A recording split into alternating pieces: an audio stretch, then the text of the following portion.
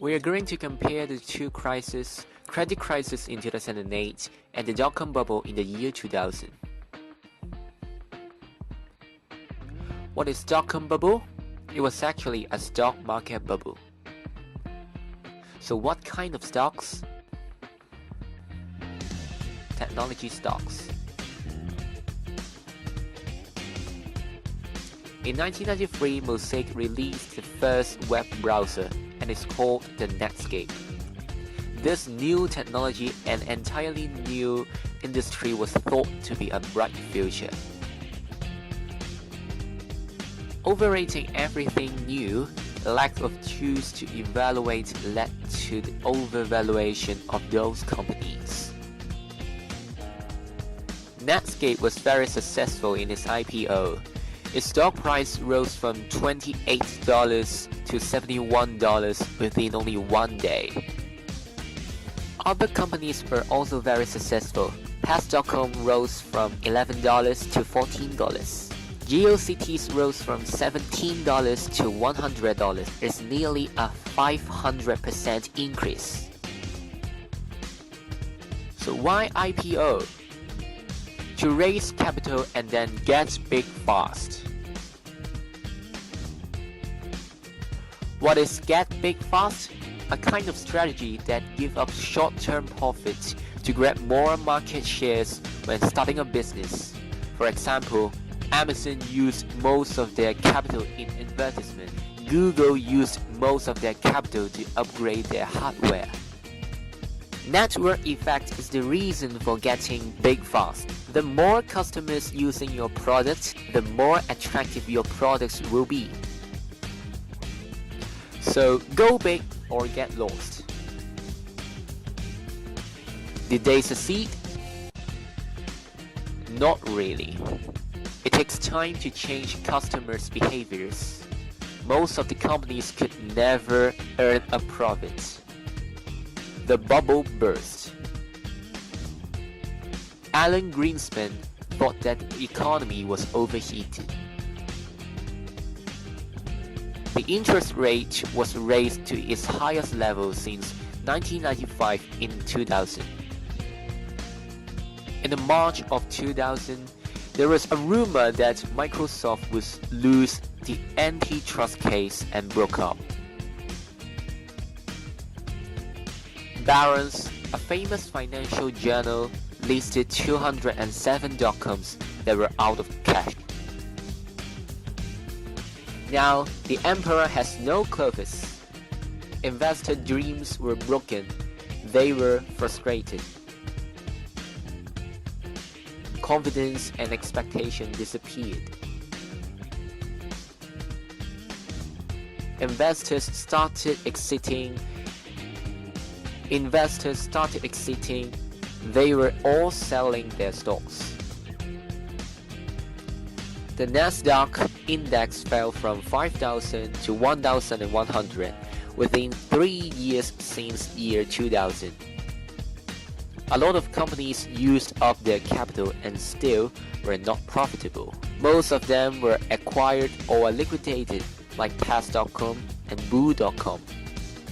However, some companies survived it, like Amazon and eBay. Causes of dot-com bubble. Herd behavior. People with no prior knowledge in trading also bought their stocks. Why? They thought that the stock was safe simply because many people bought it. Therefore, the bubble grows. There were 4 years of monetary expansion in the late 1990s. Why didn't the Fed raise the interest rate? The productivity growth was strong and therefore they thought they could have avoided an inflation risk without raising the interest rate. Inaccurate information. With no proven earnings, no operating experience, those dot-coms could still have their IPO. Henry Blodgett, an analyst in an iBank, he rated some stocks as trash privately, but highly rated those stocks publicly. Why? They could earn more from the stocks and commission fee.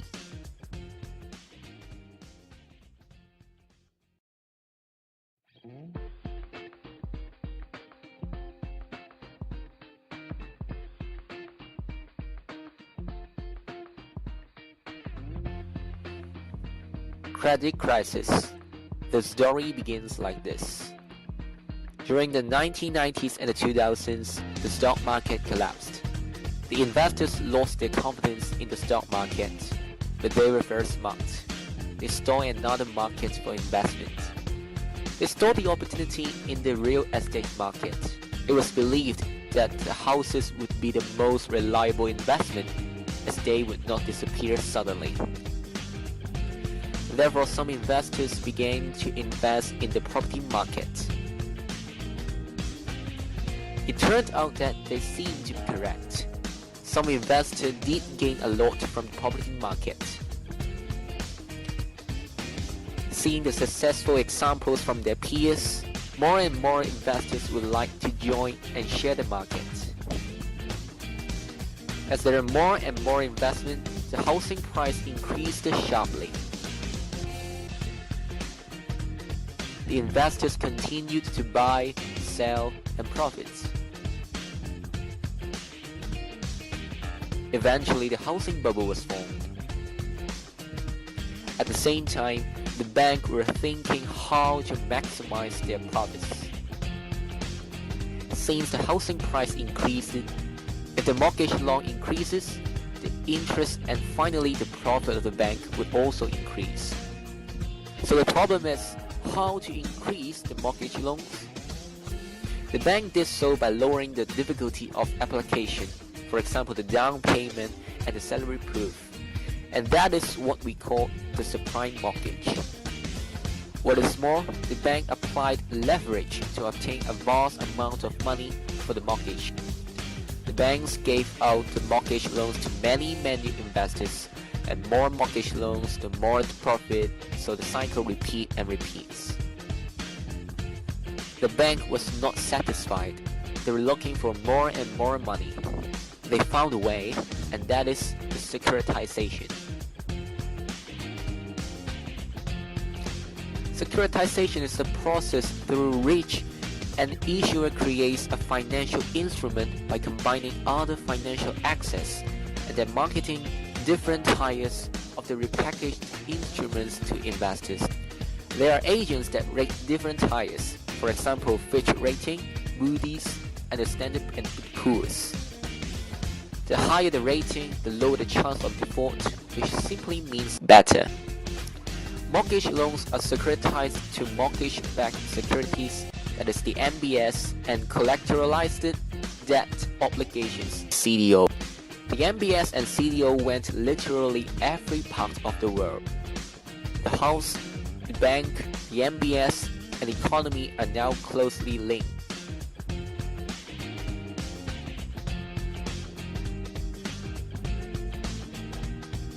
However, it turned out that there were too many subprime mortgages in the US, as revealed from those who have subprime mortgages default, and the supply exceeded the demand, and as a result, the housing price fell very sharply. As said before, the house, the bank, the MBS, and the economy were closely related. As the house price falls, the bank went bankrupt, the MBS became trash, and the US economy fell. After several investment firms lost investor, major companies nearly collapsed. Full-blown panic set in. No one knew who was going to go under next. Because the assets they were holding were so complex, no one even knew to what extent their own assets were exposed. The short-term lending that most companies rely on for day-to-day business practically stopped. It means that most businesses were short of cash. The capital they usually borrow to pay for daily operations and payroll was simply not there. Companies had no choices but to cut costs. Jobs were cut, projects were cancelled, and companies' spending were frozen. The consumption and investment decreased. In this section, we will compare the similarities and differences of the two crises. First, low interest rate is observed before the two crises. People can easily borrow money to invest. It results in over-leveraging and high debt level before the crisis. In the 1990s, the IT stock share prices are soaring. people perceive that there is permanent improvement in corporate profitability. Investors borrow money to invest in IT stock market. Companies are not worried in accumulating debt. Banks are not worried in granting the loans of investing in the companies when the corporate expenditure is though profitable. The debt level is high. The IT stock share price increased to a very high level. The IT stock bubble develops. In the year of 2000s, investors over-leveraged to produce more mortgage and MBS. Leveraging can magnify the gain, but it can also result in a greater loss. In both crises, there is continuous supply of capital from foreign investors. In the 1990s, because of the Asian financial crisis and the Russian debt crisis, investors around the world is looking for profitable investments, and large sum of money goes to the US. The stock price rises to a very high level as a result of continuous investment. Because of the global saving glut, investors are looking for high return investment. People purchased MBS in the US housing market. With high demand for MBS, the housing price increased dramatically. In both crises, investors overvalued the market potential and were optimistic about the future. Every bubble begins when people think an investment is profitable. The bubble is always viewed by credits that allow people to finance their investment. In the 1990s, people believing that the other firms could make a huge profit. In 2006, people saw the increase in house price, believing that the housing market will continue to boom. They purchased MBS. Banks are taking out more MBS that are filled on subprime mortgages. The bubble bursts when people find out the investment is not profitable. The action of the Federal Reserve is ineffective. Alan Greenspan, the chairperson of the Fed from 1987 to 2006, was aware of the problem, but he did not raise the interest rates and impose marginal requirement on the investors. Ben Bernanke took over the Fed in 2006, did not impose regulation to stop the proliferation of risky derivatives.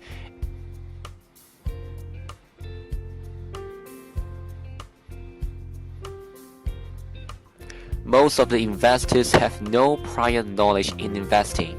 They were told that it is good to invest in the stock market. Most of the people failed in recognizing the risk of investing in those companies, as they still want to participate. The situation is similar in 2008. Some investors gained profits from the CDOs, and other investors may follow the examples, driving the price even higher as they rush to buy in hopes of similar returns. In both prices, the information given by the financial institutes is inaccurate. IT companies with no proven earnings, no operating experiences can have IPO. They gave up using basic accounting standards to evaluate their assets. In order to earn commission, analysts in investment banks to heat up the stocks by intentionally overvaluing it. Rating agencies cater for the need of investment banks, so they adjusted their own rating criteria. They failed to assess the risks accurately. So that's all about the similarities. We now came to the difference. Unlike the housing bubble, the IT bubble does not result in bank failure and microeconomic distortion. That's the end of our presentation. Thank you.